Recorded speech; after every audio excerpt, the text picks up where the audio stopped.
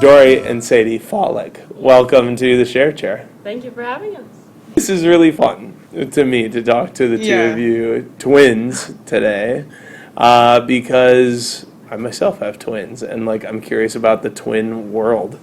Not that you have anything to compare it to, because you have always had a twin, but what is it like to have a twin? I've always loved it. I always thought it was something special about us, and so when we were little, I would remember we would always be dressed the same, and I knew that Sadie never liked that, but I loved it, and I thought we were so sweet. Is that right? You didn't like it from earliest memory? You didn't like being dressed as a twin? You're dressed the same? I didn't like people getting us confused. Yeah. We still, sometimes people will still get us confused, and we look nothing alike. Yeah. Like when we were 2, we were born in Fremont. What really gets you, excited, the two of you? We both love to sing. We're in choir.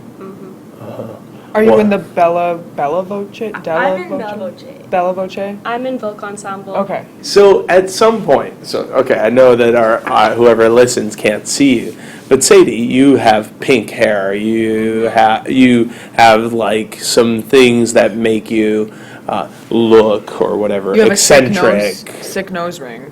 You got a really sick cool nose ring that I'm jealous of. And Jori, you don't have pink hair, and you don't have a sick nose ring, and You have a sick nose. So at what point? Middle school, we started.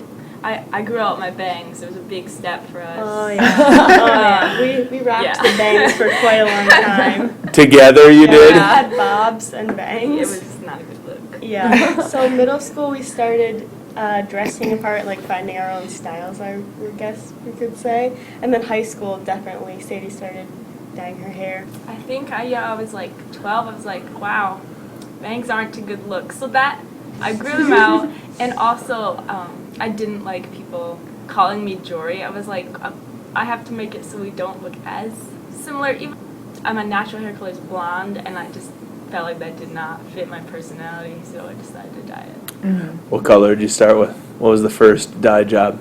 Blue. Mm-hmm. Yeah. I dyed her hair the first time. Jori dyed Really? In our little bathroom. Yeah. It was 12 o'clock at night, and we went to Meyer, and then we just got some blue hair dye. Yeah. We just did it. She wanted to change, so we did. A couple of years ago, our parents got divorced, and I think that's been really good. It's been a really good thing for them, but also for us, because we see how they are better. They just weren't meant to be together anymore. Yeah, whenever people ask me, I'm like, it was a happy divorce. Which, it sounds really weird, but they still don't hate each other, and it didn't really affect me because it's not like we moved really far away. We stayed in Spring Lake, and we'd moved before, so it didn't seem like that much of a problem. And I was anticipating it before they told us, so I was kind of prepared. A lot of different circumstances so many different situations that happen when people get divorced, and nobody really has any idea what that specific person's family is actually like. What did you learn about relationships because of the divorce? And it was very an easy divorce for my mom was because she came out as a lesbian. Yeah. And so it's really hard on my dad, but my mom is so much better off, and my dad is now too. They're both really happy. And so that really helped me learn a lot more about different types of relationships and stuff. And I feel like it really kind of broadened our horizons. I went to Hope College on Friday, and I love it, and I love the school, but it's so much like Spring Lake, and that's something I worry about, that I want to broaden my horizons even more than what I already know and see different cultures other than just little Spring Lake. So that's something that personally I want to change in my life. So the divorce was a good change. Have you had any weird reactions, people reacting to you in either positive or negative ways because you've dyed your hair? Yeah, Yeah, there's definitely been positive, like, people are like, oh, your hair is so cool, and, like, you're different. But I've also had people like, oh, she's just trying to be different. And I'm just like, no. I've also, teachers will treat me differently, obviously not you, but I have had teachers treat me differently because of it. My hair, darker colors, Like earlier in black. the year, and people did not talk to me. And when I dyed it pink, I've had a lot more kids I don't talk to come up to me, and I'm like, please don't talk to me, because I'm really shy. So I'm like, don't approach me, I'm scared of you. But I guess I look more approachable with pink hair, so I just won't use the name, but well, a teacher accused me of talking, and it wasn't me, it was the person next to me, and she goes, oh, well, you really can't blame me since you look like that. And I was like, that's not okay, and I said that. Yes. Like, I'm still a good student. Why should everyone stand up for themselves when they need to? When I was younger, even like last year, I did not stand up for myself, and I was really unhappy, and there was a lot of people who I thought didn't like me because I didn't stand up for myself, and I've started to do that a lot more, and I feel much happier, I feel more confident with myself, and it's not being like rude, it's just being assertive and like being respectful of yourself and the other person, and I feel like it's really helped me. You read a really great piece of writing at the writing recital for creative writing. Any experience I have, I like to talk about, so if I can help anyone else. Great. Those were like short descriptions of people that I met over the summer when I was inpatient in a psychiatric hospital. Mm-hmm. And it was kind of, I was kind of trying to go against the stigma of like mental illness, that even though all these people are deemed by society like quote unquote crazy, they were some of the nicest people I'd ever met. Mm-hmm. During Sadie's time, I don't know how long that was. I don't know how long In the you were in the hospital. hospital. Yeah. Would you?